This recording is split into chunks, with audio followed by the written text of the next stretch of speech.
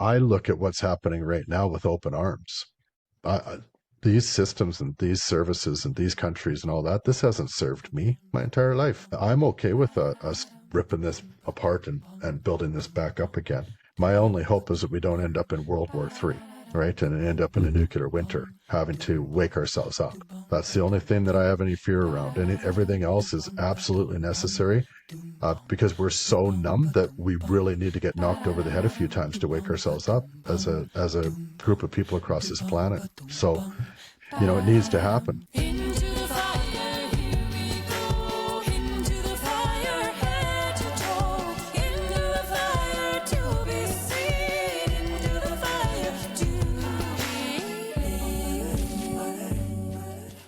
Hello, this is Mark A. Lewis. This is the Sacred Village podcast. Today is a very, I want to say, special.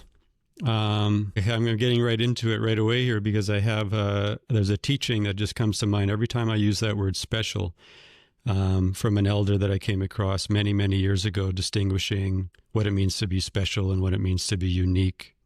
And that distinction is very, very important, I've come to realize, where special kind of establishes us as being very much alone and separate from others, while unique somehow, that word, somehow it can be a unique part of a greater whole. And today is no exception in terms of being a part of a greater whole. But this is a unique time. It's a unique interview. One of my very close friends, his name is Ryan Denault. I'll be speaking with him. We crossed paths not that long ago, I would say 2 to 3 years ago, maybe somewhere in the middle, under very sacred and unique circumstances. We met at a ceremony. It was through a friend who connected us, a friend that we both have a lot of admiration for and a lot of care for. And so it just felt very aligned, outside of that cerebral, matrix, into something a little deeper, into something a little more meaningful. And so this the unique aspects of this podcast today are such that, or are including the fact that it is the very first interview, the very first podcast that I'll have done with another individual. So the first interview / conversation. So for that, for me, that's very, I go back to that special word. I mean, now that we've established a context, sure, why not special, unique, but not separate, not needing to arise above something else or someone else to feel a certain feeling. And certainly that's a part of the human condition, but it's also a part that I believe that it's very important to be very on top of and very maybe scrutinizing of as well, in terms of the feelings that come up and what those mean, and the egoic constructs and all that stuff. And so, which is a segue into the other unique aspect of this podcast. Today is Canada Day, so it's July 1st.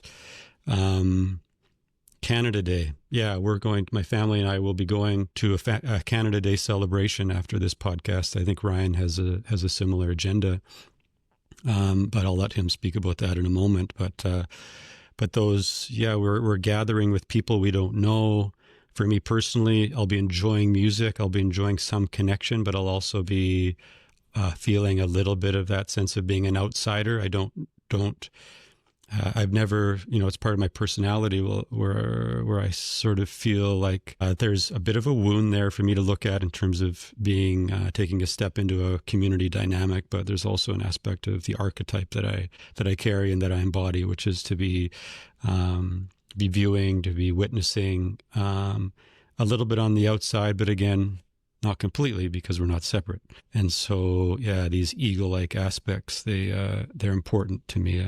They're parts of my personality that, they establish who I am in the world. And, that Canada Day aspect is very intriguing to me because it is in part a celebration. It is in part a excuse to drink alcohol. And I have no problem with alcohol, but there's a when we have people drinking regularly on certain days that are scheduled in terms of a context that I will call a colonial context, there's something to look at there, in my opinion. And Canada Day should be the day that we all gather to look at that, in my opinion, and also come together. Why not? Because it's a day, but patriotism, what does that mean? Then we have an us versus them. Are we more special than our neighbors next door or the other people around the world? But then again, if we don't have something to celebrate, what are we left with? So I think that's part of our journey and a part of our discussion here at the Sacred Village, the terrain that I'm wanting to navigate. And with that in mind, we'll introduce Ryan Denault. Welcome, Ryan. Thank you so much for joining me. Oh, thank you for having me, Mark. Being here for the first interview is such an honor. Thank you. Yeah, you're very welcome. You're a very close friend. You're somebody that I can depend on, that I trust deeply. We have these very succinct and truthful conversations, these vulnerable conversations about where we're at, where we're wanting to go, and for us to be able to offer each other feedback around like what we see, and then for that to be received, as opposed to there being a knee-jerk reaction out of fear of being too seen. That doesn't happen with us. I don't know. Why is it? No. Yeah, it's an interesting part, and I'll get into introducing myself here in a second, but I think that's a really nice place to start, is that ability to be seen and that ability to have truth and that ability to be vulnerable. Is something that has been gifted to me. And so I always find it interesting when people find it. I get this all the time where people talk to me about just how amazing it is that I'm able to go into these places like that in such a vulnerable and truthful way. It's just the way that it's just a gift I've been given. So it's just the way that I am. And I always struggle with sensing just how important it is. But I do realize it when I have conversations with someone like yourself, because we don't get to have that very often, where there's that real vulnerability with another, especially the male to male relationship. Those, we weren't raised that way. And so it's great to get involved in those conversations with somebody that is able to go there as well. Yeah. I feel like I carry that gift as well, usually. And there's certain circumstances where I don't, like my partner, for example, I don't have that gift at all. I get triggered very easily, but I don't want to segue too far off track. I mean, there's so much to talk about with you. You're an interesting person and I want you to explain why, in terms of your lineage and your story, leading up to purpose. But we'll get to that after. I want to hear about, your story, who you are, what you can share about that. Sure. Yeah. So I guess to start things off, I would usually introduce myself as a Skitchistan band member, as a part of the Secwepemc Ulu, and a fourth generation British settler.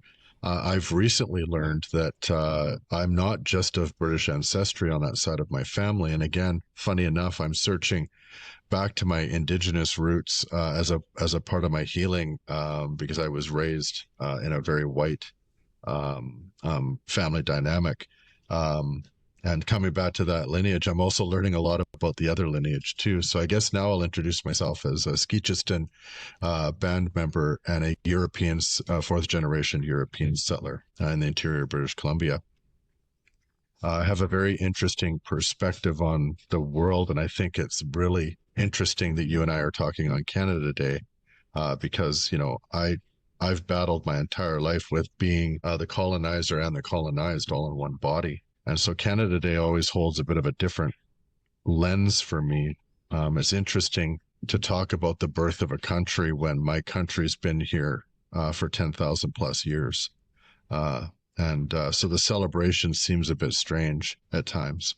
And I wonder if there isn't a different way to look at bringing people together on a day like today, where we can start to share a different history on this land and on Turtle Island itself. Yeah. And the people that are here, myself included, it's a unique situation, peeling back the layers even further in terms of unveiling this group of people that don't come from the same place.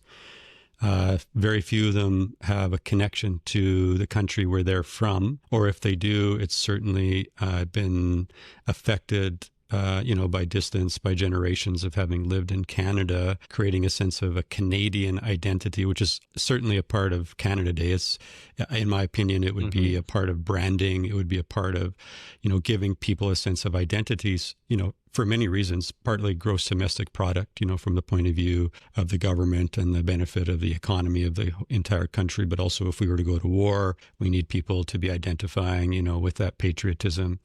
There's like this sense of servitude that's necessary, but those are that's kind of like that Uncle Sam sort of notion, and I think for good reasons. I do have a lot of skepticism around that, and I've been drawn to First Nations traditions and lineage and conversations and relationships, probably because of that, because it always felt a little bit dubious to me, what people were gathering for and what they were actually celebrating, specifically or particularly when alcohol and dissociation becomes an important part of that celebration. For you, you would have had a foot in both of those worlds. I don't know if you're able to delve into that a little bit further. That experience of like, did you connect much with your native ancestry through your father? I don't want to share too much. I don't want to share what you're going to share. So I'll leave that with you for now. Sure. And maybe that's where I can start, is doing a little bit more of a traditional sort of welcome or traditional introduction. My life really starts with my great grandparents on both sides of my family. My great grandparents on my grandmother's side, on the Indigenous side, Annie. They, when she was a child, my great grandparents took her up to a place called Deneault Creek, which is up in the Coquihalla mountain ranges, way, way up in the middle of nowhere, when she was a kid. And they did that because she had asthma. But really, at the end of the day, they were taking her up there so that she didn't have to go to residential school. And then on the British or the European side of my family, my great grandparents moved and settled into the Salmon Arm area, and originally opened up Askew Meats, which eventually became Askew Foods. For anybody that lives in the Salmon Arm area, you'll know the grocery stores. My grandfather never wanted to be a part of the family business, and so he ended up marrying my grandmother on the British side, and they opened up a meat market in Kamloops called Shamrock Meats.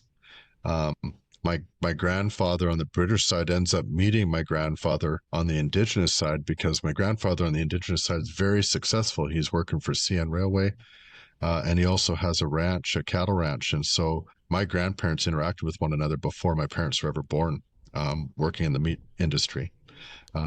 Was really cool was my British grandfather, Dave. Um, he was a very different, a very unique personality. And we realized later on, once he'd passed away, that he probably had Asperger's or functioning autism, something in that neighborhood. And so I remember never getting real serious hugs from him. It was always bear hugs. It was always a lot of laughter, but there wasn't really that emotional connection with him.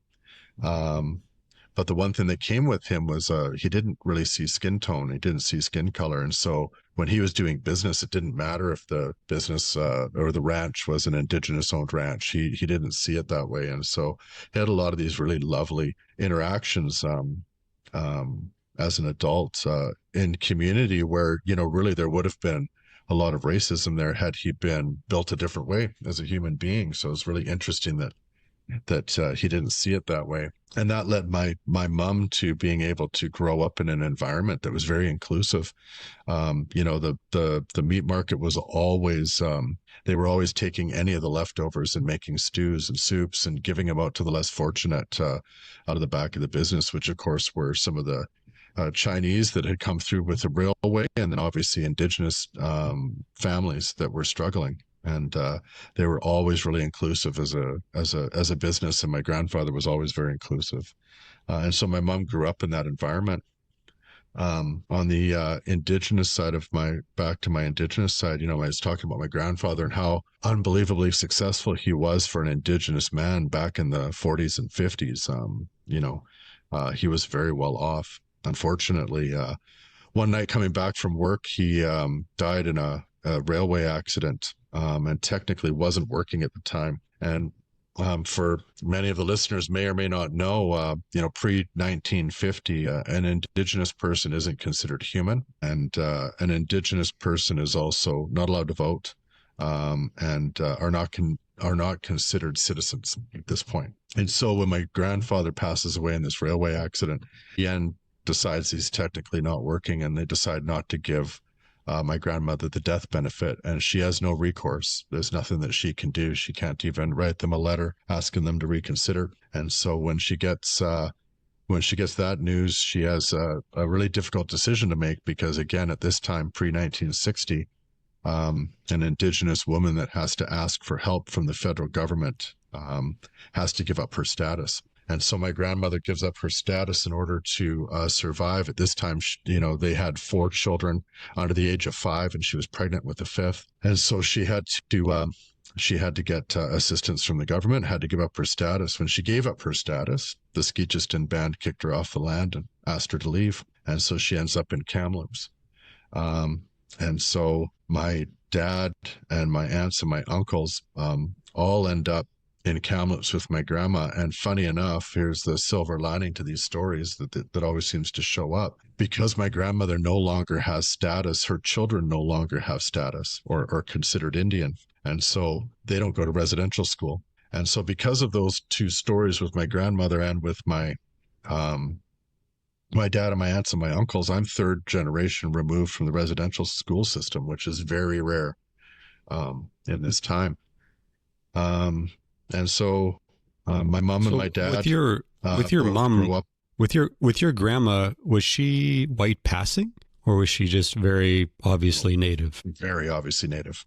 Yep. So was my dad. That's almost like my aunties and my uncles, and all of them looked very, very Indigenous. There's something almost like Samuel Beckett absurd about how that all kind of played out. There's a film in there somewhere, maybe even a play. Oh, they end up in school district 73. Right? There's some of the first Indigenous children to go to school outside of the residential school system. All 4 of the 5 children graduate, get their grade 12 and get their graduate, which again, very, very rare in the beginning of all of this. Most children weren't even able to read or write to a grade 8 level by the time they got to grade 10, grade 11. Mm-hmm. And most didn't finish. And the one, my auntie that didn't finish, she got to grade 11, fell in love with a man and moved down to the lower mainland, ends up going back to school later on and ends up getting her master's and becomes the most educated out of all 5 children. So they all end up with this unbelievable education and have this different way of walking in the world, end up being various levels of successful.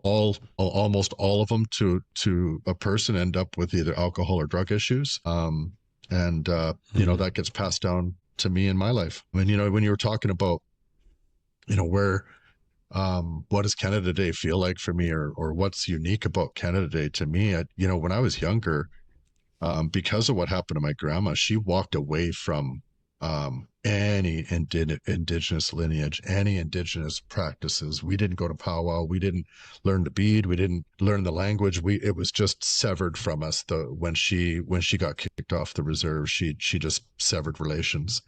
And so we're a very successful result of the Indian Act, right? I'm an assimilated Indian. I had no Indigenous background growing up. And I'm only as an adult now, and as somebody that's healing from 30 years of functioning addiction. I'm just coming to the realization of who I am as a human being. And, when I was younger, I really didn't understand what was going on within my body and what was going on around me from the outside. The racism that I faced and a lot of the different things that happened to me while I was internally being raised as a white person was very confusing. And I absolutely loved this country. I loved being Canadian when I was younger. And when I was really living a very white and colonized lifestyle. I remember all the drinking and all the celebrations and being on the boat and being at all the different functions and all the different things you do to celebrate this day. And when you look back on what we're celebrating, it's something that's very confusing to me. But back then when I was younger, we didn't know. Nobody in Canada really had an understanding of what had happened to Indigenous people in our country. It had all been wiped under the rug, I had no idea until I was much, much older in my 30s, that there had been this whole other story that had never been told in Canada. And it's something that I'm still searching for and I'm still working with to this day in the organization that I developed, training people and showing people, what that new history looks like and how we should be celebrating a day like today and how that really should shift to something that looks quite a bit different because it's much more complicated than how we present it. Okay, well, from my perspective, I feel like I know you really well. We've been in many ceremonies together, and I see the, it's not, there's something growing within, and it has to do with leadership. And so I'm really curious at this point, and I'm sure that this vision will evolve, because it's a time of very dramatic change right now, like for each of us as individuals, for the world. So things are evolving, things are shifting, perspectives are changing, but we've been at this for a little while now. So what does that vision look like in terms of, how, let's be really specific, like how are we celebrating Canada Day? Because I think if we're really specific about that notion, there's probably a lot more wisdom buried within that specificity, around how we come together on a day like today. All of us in alignment. What does that look like? Even if you're inventing it on the spot. Well, it's a complicated time for a lot of Indigenous people, right? There's a reminder of the loss of land and the loss of a way of being, right? That nomadic lifestyle and that, running by Mother Nature's clock and running through the seasons and everything that you had to do to survive that winter and all the different ways that you not only took and gave back and were very reciprocal with Mother Nature and with the earth. And, for many that still have that in their bones, whether or not they've lived it or not, because of the way that, Indigenous people have been treated on this land over the last 175 years, specifically in British Columbia, it's hard to celebrate the birth of the country that did this. And put in the policies and the procedures that have allowed for the over extraction of resources on the land and taking away water quality, taking away the ability to sustain this 7 generations from now is terrifying for a lot of people. And so how do we bring these two worlds together in a good way in such a complicated time? And, for me, I think it really starts with the truth. And it starts with having moments of truth and having moments of understanding around the history of what happened here in this country and what was taken away from a people. And before we can start to celebrate together, we need to get to the bottom of that truth. And we need to not only reconcile with that with each other, but within ourselves. I get the unique perspective of seeing it on both sides within my own body. And so I probably see things from a much different perspective, more of a bridge builder sort of a standpoint. But I really think the way that we move forward in a good way is by acknowledging what happened and doing that in a really good way from the heart, learning about the history of the land that's beneath your feet.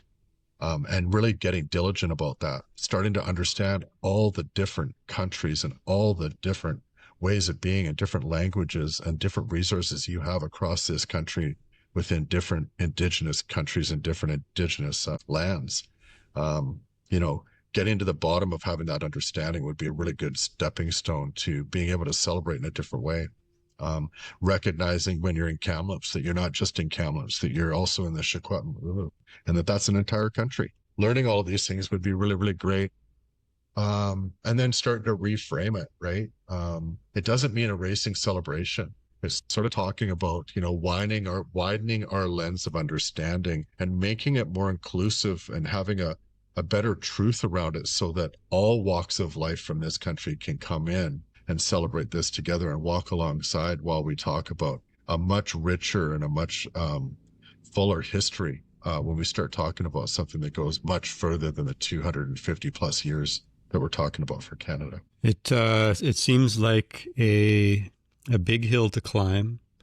We have the government of Canada. We have a lot of, with Justin Trudeau, there was There were either attempts, for photo ops or actual attempts at reconciliation. It's really hard to say. It's probably somewhere in between. I'm not sure, but even to use him as an example that I feel is fairly relevant for the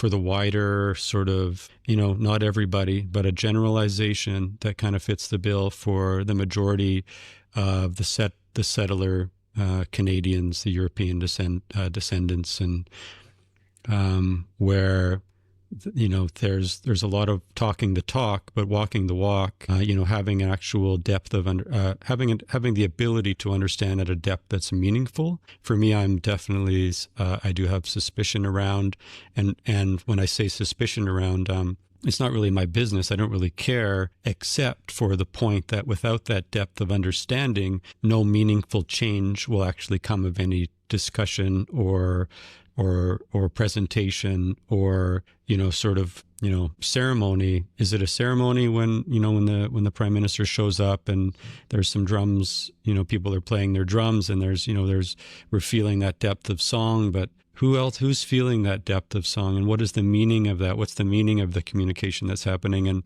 I do see baby steps happening. There are changes happening that are, and maybe that's just my expectation has to be tempered a little bit, where just allow things to happen in a gradual way. And, me being a white man, for me even to be saying this, I mean, who am I to speak? Who am I to say to have judgment of other white people? I'm not sure. It feels like an observation, but I guess the question that I would have for you, though, is, are you concerned about the timeline? Are you concerned about changes happening quickly enough while many Indigenous people continue to suffer and remain very much in a place of sickness and alcoholism and fragmentation, socially and culturally? Is it really just in God's hands? I think that's a great question. And there's layers to that. There's three, so this is all coming from me as a human being that's done, I would say a decent job of having an understanding of some of our history, and somebody that's continuing to learn. And so, these are the three things that I think are very important over the last 30 years that are shifting us in a way that's going to be significant and it's going to be meaningful. And it's not just in Canada. I believe it's going to be across the entire planet. The first one was the United Nations Declaration on the Rights of Indigenous People. And that the seed of that really began in around 1996. And so that declaration coming to fruition and us building those 47 articles on how to treat Indigenous people, which, by the way, is, when you read them, it's asinine that we have to actually make this framework for people to treat people well. But we're getting there. But the fact that we're doing it is a really great step in the right direction, because we're recognizing that a lot of us need these baby steps in order to figure out how to treat one another well, right? Because it's kind of like the 10 Commandments. In a way, it's helicopter parenting in a way that's unfortunately necessary, but maybe just a part of our being human and socializing in a particular way. For sure, yeah. And when you're trying to shift a consciousness of an entire community or an entire country, an entire planet, to be consistent, you do need those steps. Right? That's just the way it is, right? And so that's a really significant. That's a significant thing that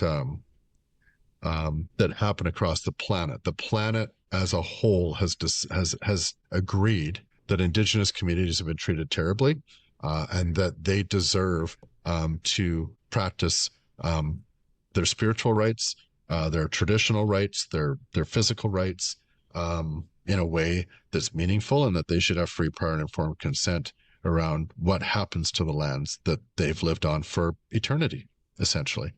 This is a really great step, and this allows countries to make a choice on how they want to interact with that with that framework. In Canada, I think the second thing that's really important to understand is that in Canada, the Truth and Reconciliation Commission, which is what aligns with the United Nations Declaration of the Rights of Indigenous People and starts the methodology of bringing this into our federal, provincial, and municipal law. It's important to note that the only reason that that happened was because of a lost court case in Supreme Court. It's the British courts in Canada that have lost, right, over and over again. Canada has lost to Indigenous title and rights. And so they lost so many times that eventually one of the Supreme Court's mandates was to create the Truth and Reconciliation Commission. And so recognizing that as a country, we didn't do this willingly. We've done this because we got taken to court and we lost in our own system is fundamentally important to understand because we're doing this unwillingly. The third thing that happened in our country was finding the missing. And I know a lot of people talk about them as the 215 or the 215 that were found, the remains of the children's bodies that were found at the Kamloops Indian Residential School here in Kamloops. I don't like to call them the 215, and the reason I don't like to call them the 215, and neither does Tecumseh Teshikwatin, is because that was the name of one of the students that would have gone to that school because their names were taken away and they were provided with numbers for the duration of their stay.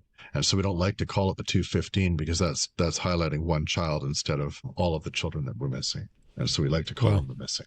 But when that happened, something changed in the social conscious of this country and likely in the social consciousness of this entire planet.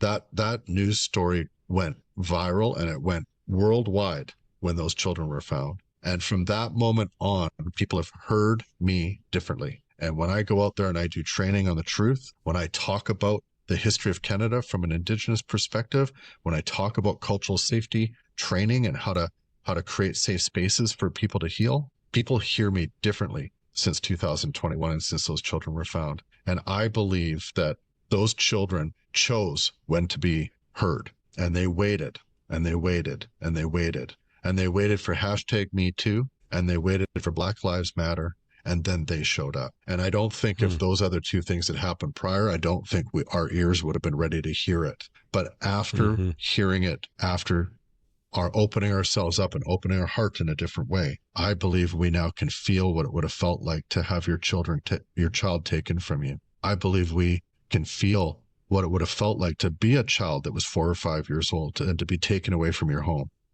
I think we can feel that. And because we can feel that, I believe that's the birthplace of our healing here in Canada. And I think things have been different since then. And I don't think it's going to change. And whatever that timeline looks like is going to be perfect because this destruction needs to happen in order for us to rebuild something that's much more inclusive of the whole. So maybe I can sum up, going back to this notion of being a leader, maybe leadership is not just, a part of it, but maybe the primary part of it is being a space holder for something much bigger. Like if you speak of the children waiting, that's a spiritual, you're speaking about something sacred and something spiritual that has much more patience and understanding and wisdom than we do. And so we're doing our best to take in that wisdom, like into our bodies, into our minds, into our hearts. But we don't know when the next time something like that will show up or when the next whisper, when an individual is ready for a whisper that's going to bring them to their knees.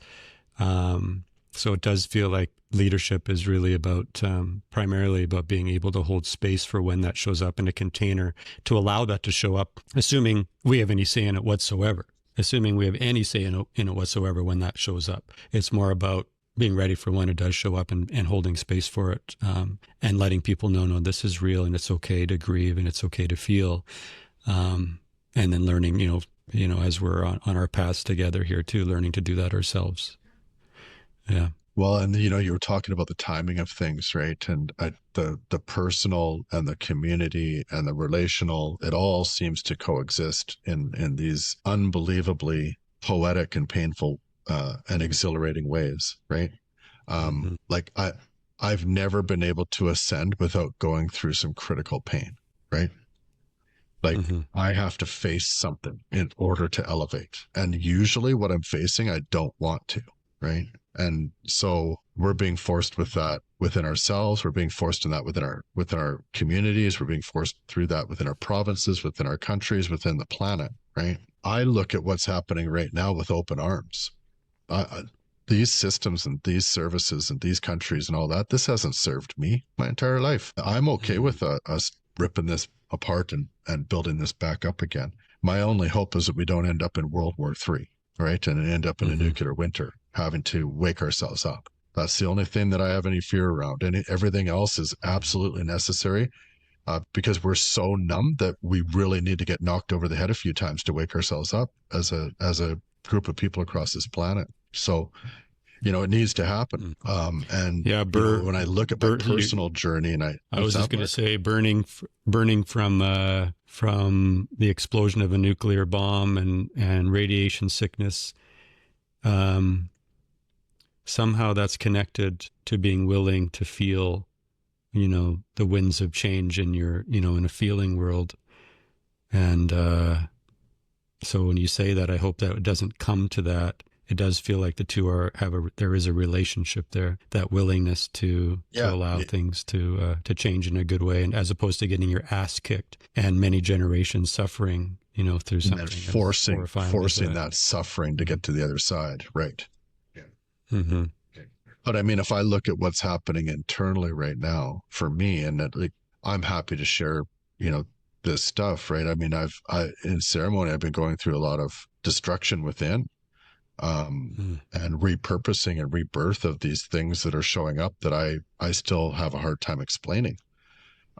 As I also go through this forced emotional reckoning within myself, right? And a lot of that's happening through my relationships. And it's being forced. I don't have a choice. I'm having to stay with my feet in the fire until I figure it out. And it's just, I don't have the choice. Same thing in ceremony sometimes with you. These entities start to show up for me. And I'm fighting with them sometimes. It's getting to that point of power that I'm going to have to let go of control. And that I've got some fear around that. And we've been talking about my fight or flight around some of this stuff right now. Because I think at the end of the day, I've always been more afraid of my success than I have been of my failure. That my success could be so overarching and so overwhelming that I could have a hard time dealing with it. And I'm walking away from that fear one step at a time. And as I do, I'm elevating and elevating. I don't know where this goes yet, but I'm comfortable with the journey. Yeah, the success.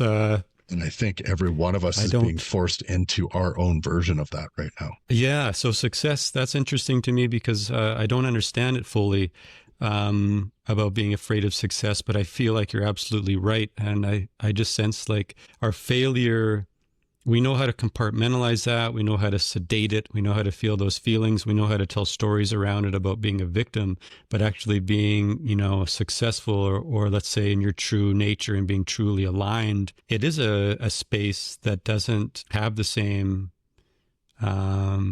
if you're truly in your heart, it's a spiritual space. Like it is a space without those,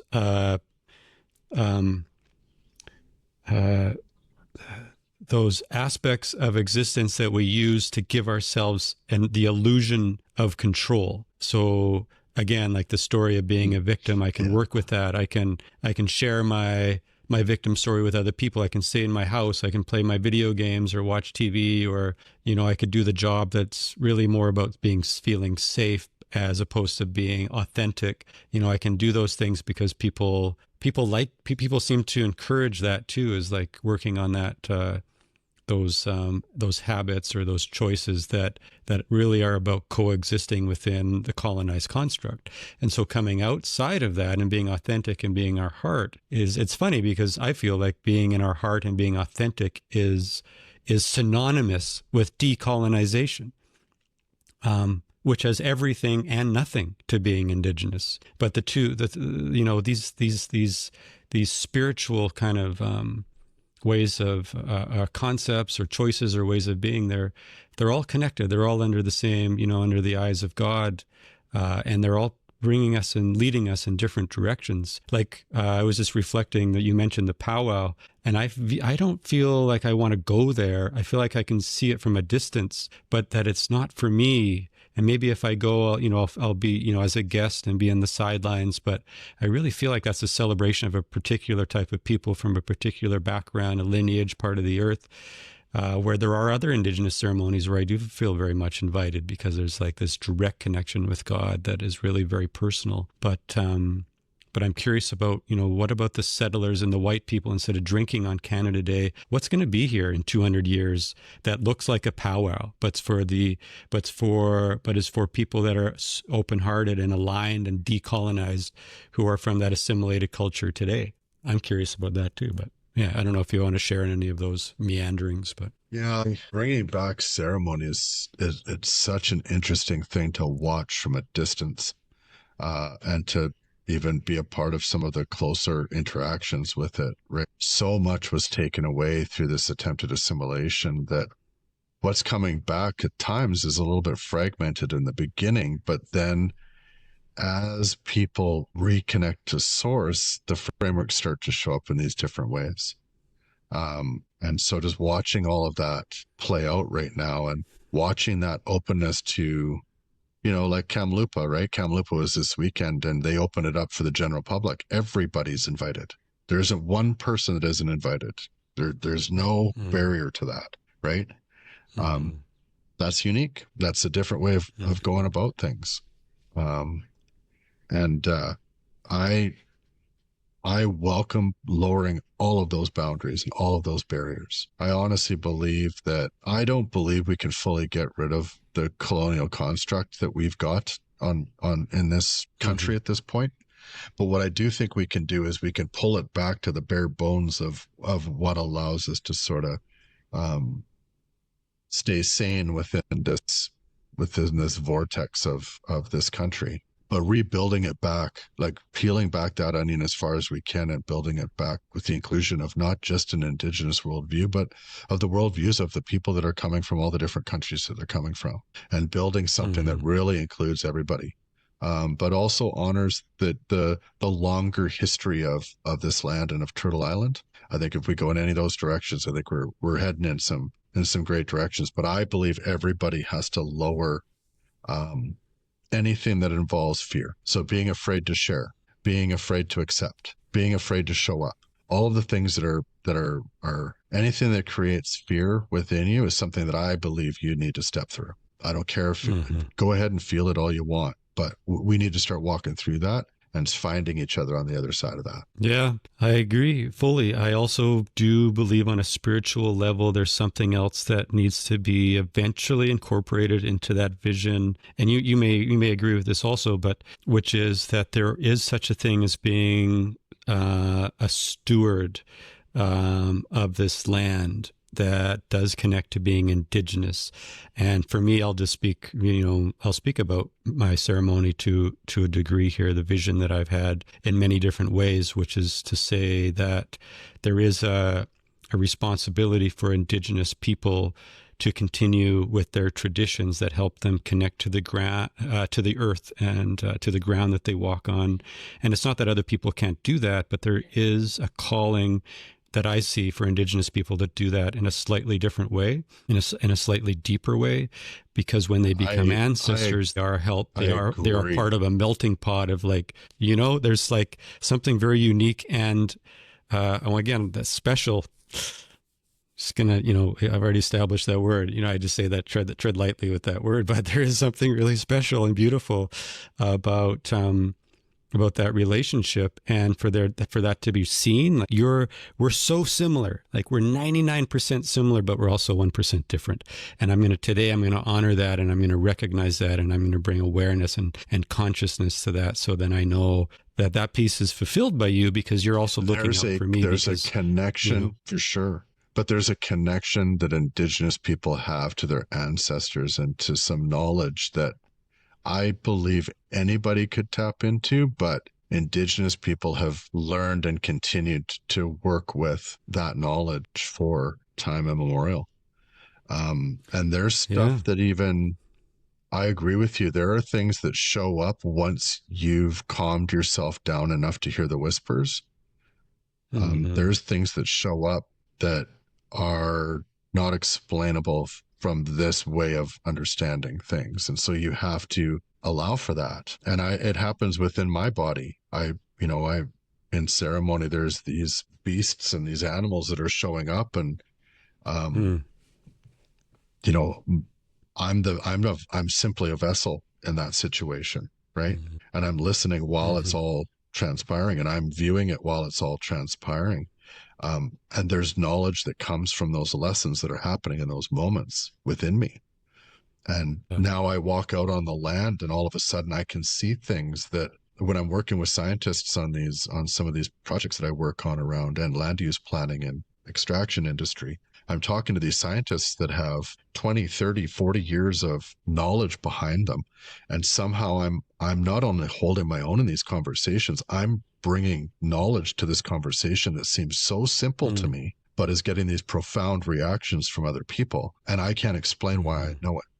But that I believe it's because of the work that I'm doing on the spiritual realm, right? Because I'm doing work in community, but I'm doing work in the spiritual realm as well, right? And I believe they're very interconnected, and there's a very, very large reason why I have to go into those spiritual places in order to hear the things that I'm hearing when I'm out in the world working with the land or working in community, right? Totally. Ceremony, in my opinion, is so fundamental, so very fundamental. And maybe not for everybody to do it, but for certain people to do it, so then they can bring that whisper into a voice.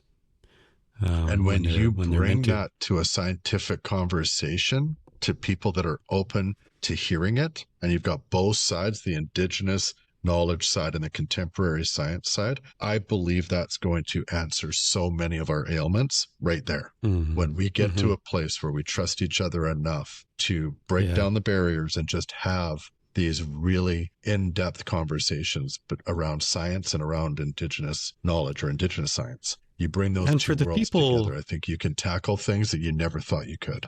Especially if you can begin to, if the people who are the scientists and who are the policymakers, who are basically representing the colonial construct, or colonized culture as it is, and maybe it'll take on a different name someday, but it emphasizing the fact that we have been colonized.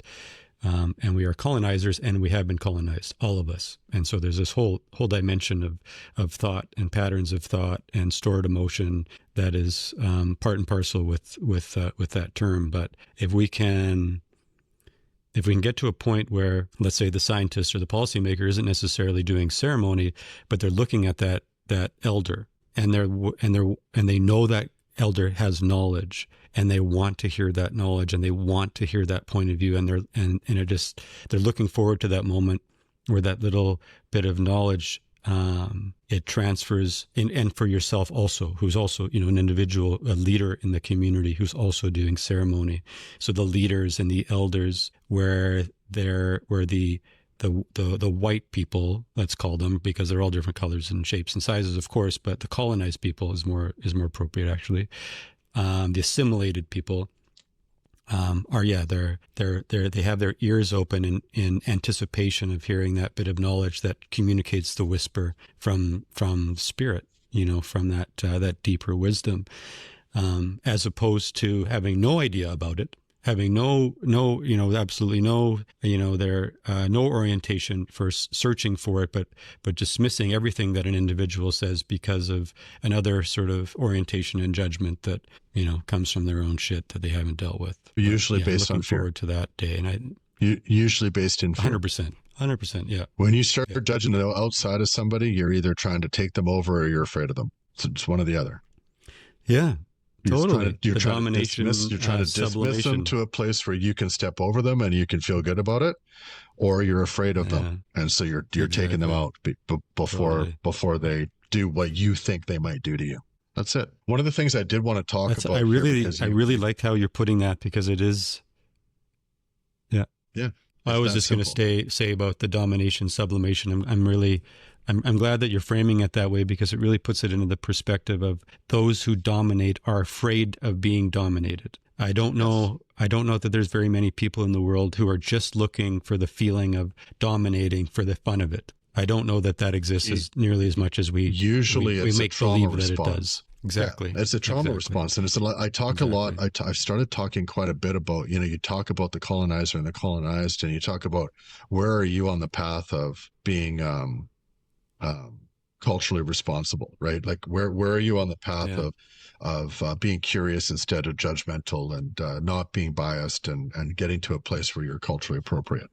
All of us are on this Mm-hmm. path. Well, the people that are, way before the beginning of this path, like the Hitlers of the world, right? And maybe one of the other Mm-hmm. leaders that we have right now of the world, um, they're still on the path, and they're just as sick, if not sicker, um, and should have some empathy from us, because if we can have empathy towards them, and we can bring that bar down by trying to help them heal, we're going to do just as much or more good as we do trying to bring the bottom up, right? And Mm-hmm. so I think it's just as important to have empathy for people that are struggling on the other side of that, because imagine what they've gone through to get to a place where they have to dominate people in that way in order to feel safe. Like that person's had a rough go, right?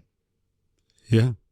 But one of the things that I Totally, wanted to talk about, which doesn't necessarily mean that we don't at some point take them out to pasture. for sure, You know, that's a they whole shouldn't be other making our decisions because for us, but we don't have to treat them the yeah, way that, exactly.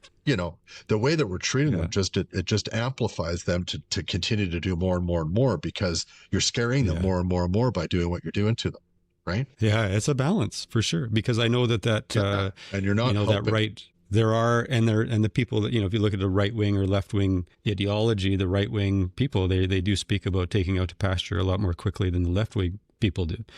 Where that compassion kind of is deeper and more entrenched in the ideology, but it obviously has its shadow also. Yeah, sorry. Go on, though, Ryan. Well, no, this is great. One of the things I wanted to bring up is you were talking earlier about how do I feel about the structure the way it is, and the colonized way of being, and are we healing fast enough, and is the needle moving fast enough, in my opinion. And I think I said something along the lines, it's going to move exactly how it needs to move. And I think one of the things that's really interesting is when you start to see the colonial decision making, and the future of what that's going to be in reality. And so right now, because Canada needed to bring in, we didn't have enough people working in our menial jobs, so we bring in a bunch of first generation settlers to come in and take that on and start paying taxes so that we can pay for our baby boomers and blah blah blah blah. Well, isn't it interesting, the first generation settlers that are coming into the country right now? They're from Africa, they're from India, and they've been oppressed in a very similar way by British colonialism as Canada has, to the point where Mm. they didn't even realize that Canada had the same background as they did. And so when I'm in community and I'm doing this history training, the first generation settlers, their hands are being raised. They're like, what are you talking about? This is what happened here too. And then they start talking about what's happened to them. Mm. What's interesting about this is that a lot of the East Indian groups are taking over sort of our food systems and our retail sector. And the African individuals seem to be educating themselves, and they seem to be getting into frontline work and working in community with some of the most vulnerable people, and they want to go in there and they want to save, right? And so these are the people that Mm. you're bringing in, people that have been previously oppressed by this system. They're going to get into leadership roles in the next generation or so, and they're going to have this completely different view of Canada's past and how we need to change it. And they'll Mm. be unbelievable allies. You watch. And they're going to actually change things Hmm. quicker because of that decision to bring them into this country. Interesting. Did not know that. Mm-hmm. Right. So I mean, that's that's what part of that's that what I'm that seeing. orchestra.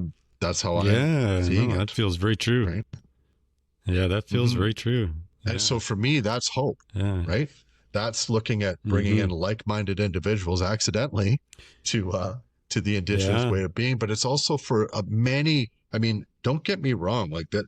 There are many white people or very very colonized individuals in this country that are approaching me and talking about how what I'm doing is a good thing. and how what I'm talking about on television is a good thing, and that the stuff I'm doing in community, how I need to keep doing it because we need to wake up. So this isn't, I don't believe this is just the plight of the Indigenous people anymore. I believe there's a lot of people in Canada waking up going, we need to be different. We need to be better. And that's going to shift us. Yeah. Right. And there is there's the privileged white person who I would be in that category. And it took very clever spiritual kind of awakening for me to realize how much trauma and fear and grief that I had in my body. And it's partly due to the fact that, you know, just as an on an archetypal level, I have, you know, if I wasn't I was a filmmaker for years. If I wasn't a storyteller, I would be, you know, I would be a spiritual leader, which is, you know, something that I've been practicing going to Peru, or I don't know. I mean, I don't want to put it in the Christian context, but there is because I have an aversion to that, but I'm, you know, that's my own kind of stuff that I'm working through, and also, you know, having an analysis there, but, you know, I would be the minister of a church or something like that. So there is that archetype, where I have a real calling to be of service to God, really, you know, it was the bottom line. But, you know, there's still, you know, there's many people who haven't had that experience of the African immigrant or the Indian immigrant, where it's more overt, where it's more like hierarchical and cultural. They haven't had that, you know, that awareness to the oppression that they've lived under, despite the fact that it wasn't, you know, overt racism, that there's a construct, the colonial construct is in itself oppressive of our authentic self. And to be oppressed of our authentic self since we were children, whether you're Bill Gates, you know, the leader of the free world, you know, you know, in these multinational corporations, or somebody, you know, that's a blue collar worker in, you know, in the deep South, there's still, or in the Midwest, you know, I guess that's more the archetype, you know, there's, it's the same oppression, in my opinion, you know, that it takes on different shades, but when you talk about that movement, it feels like little light workers coming in and starting to do their work, kind of like you know, when you refer to the, you know, the African immigrants and the Indian immigrants and probably other immigrants that have that life experience of being oppressed by another class or another race or another, you know, you name it. But, well, like, you know, imagine like the voices of the children, the light workers. Yeah. Well, imagine a situation where you're a first generation settler coming into Canada, and you're you know, looking for something greater, something better, coming from a place like India or coming from a place like Africa, and you get here and you've got all this work that you've got to do to become a Canadian citizen. And not once is any of that involved in the Indigenous history of this nation, or of this land. And so you walk in here and you have no idea, and then you start working on the front lines because that's what your calling is, to work with youth or to work with somebody that's addicted or work with mental health issues. And so you go to a place like Kamloops or any other place, Victoria, Saskatchewan, Saskatoon, like whatever, you go to this place and you start working on the front lines, and 40% of the people that you're working with are Indigenous, and they represent 5% of the population. And you have no idea why. And you're walking through this going like, what is wrong with these people? Like, what is wrong with these Indigenous people? Why are they so down and out? Why are they so less than? And then you would show up in one of my courses that spends 6 hours with you for the day talking about my own family lineage and how that all transpired into me being a functioning addict. Then we spent time talking about the history of Canada from an Indigenous perspective and what actually happened in this country and what was here before Canada showed up and before Britain and France showed up. And then we talk about cultural sensitivity, cultural safety training, so you can create safe spaces for the people that you're working with on the front lines. And these people that are first generation settlers are sitting down with me after going like, I had no idea. This is going to transform how I interact with community, because now I have an understanding of why this is happening and I can work with that. But we're just sending people into this situation without any background, without any understanding. And then they're judging people because they're like, well, what is wrong with you, without having an understanding of just how terrible the plight has been over the last 300 years, right? I would very much like to educate. Even that word doesn't feel right, but I don't want to be a part of it. I don't want to be a part of this education. I would very much like to see there being an aspect of awareness by the people who are immigrating here, along with the people that are already here, the people who have been assimilated, the settlers, an awareness of the Indigenous role and of the ancestors that are under our feet, that are spiritually very present in the nature, in the teachings of the earth, and in other spiritual teachings. And I would like to see that, for me, first and foremost, not for the benefit of the Indigenous people, although there would be a benefit for the Indigenous people, but for the benefit of the people who are disconnected from the land that they're on. I do, despite the fact that there are people who are, going and helping others, there's still a lot of where different communities will stick to themselves, and they're very much afraid to expand that. And it could be just discernment too, not wanting to expand too far into a culture that they see with some scrutiny, and like, I don't necessarily want to be a part of that, as there's a lot of healing within that dominant or normative culture. But, just for those practices of being able to put tobacco down and, offer that to the earth and to spirit in that way, and to honor the native, not the gatekeepers, the stewards of the land. It's for me, it's a practice that just is so grounding and just opens my heart so widely. And I don't want to pretend that I can imagine what it's like for anybody else, but it does feel like there's a process there of expanding that awareness of the Indigenous role in the teachings, the spiritual teachings, and of the land that we're all walking on and living on. So, and we're kind of at our point here. We're going to wrap it up, and want to give you the opportunity to share some closing thoughts here, Ryan, and also just to let the listener, anyone who's listening here, that this is definitely part one of at least 2 or 3 or 4 or 5. It's a continuing conversation. It feels right this time just to keep it to about 1 hour, and to have the listeners wait a little bit for that next exchange between the two of us, because I think I'm really loving this conversation, and it feels like it's going to be an ongoing conversation also. I feel that as well. I think it's really interesting the way you and I interact with one another, and the way that we're interacting with our community in these very different ways, but they coexist. You need Mm-hmm.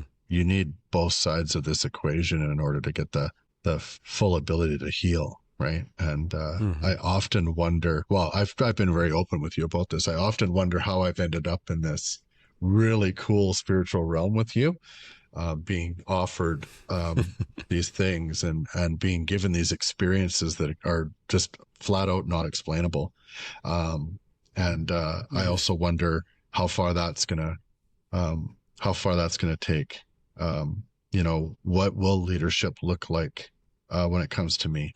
Will I get involved in politics? Will I stay as being just a community leader from arm's reach? What will that look like moving forward? And it's really cool when you don't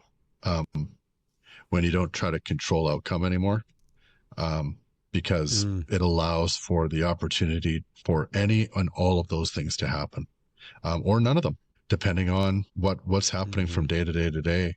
And so I very much look forward to continuing this conversation. Yeah, this was a really great first hour, and I hope the listeners have become as excited as we are about where the conversation can go, and how often it shows up, and how many times we come back to do this again. Yeah, totally. And very excited about, about the future, but about the work that needs to be done, about the connections, the conversation, and mentioning, not having control in a way that's like that, holding space for those whispers to come through, just being prepared and and for the effect to really land for more and more people. And when it does, that there's others who have felt that have heard those whispers and are ready to be supportive, as people relinquish that control. It's a really, really big thing. Like I witness, some people, and they're not going to give it up until they die.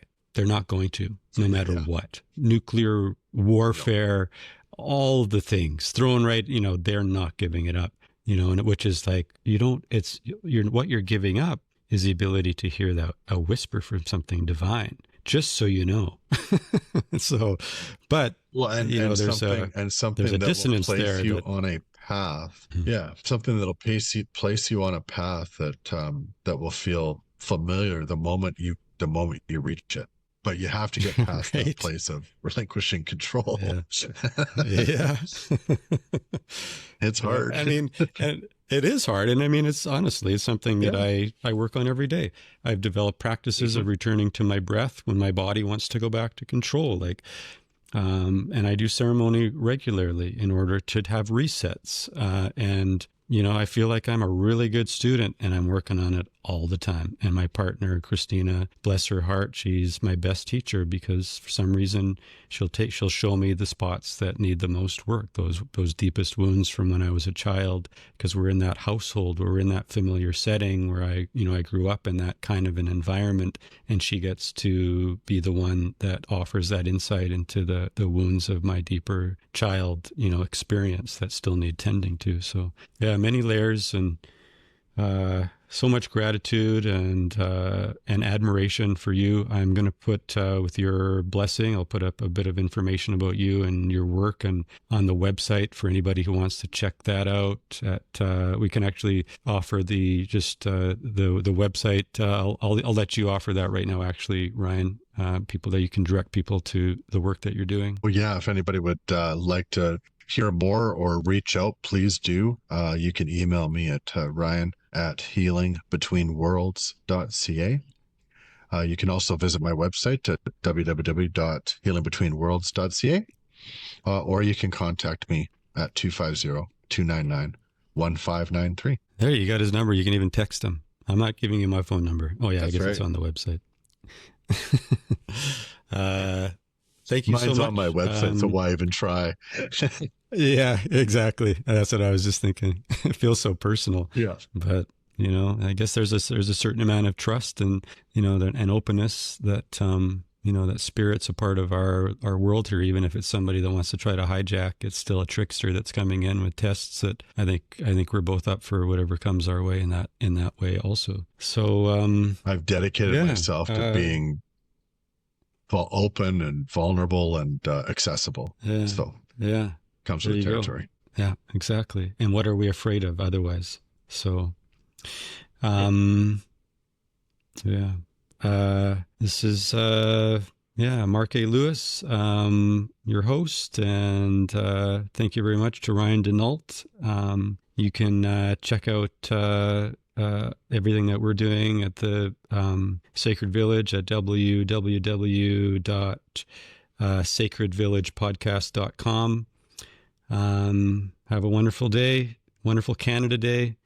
Over and out. Enjoy. I lay my head down. Check out my lovely partner's music, Christina Jessen, at christinajessen.com.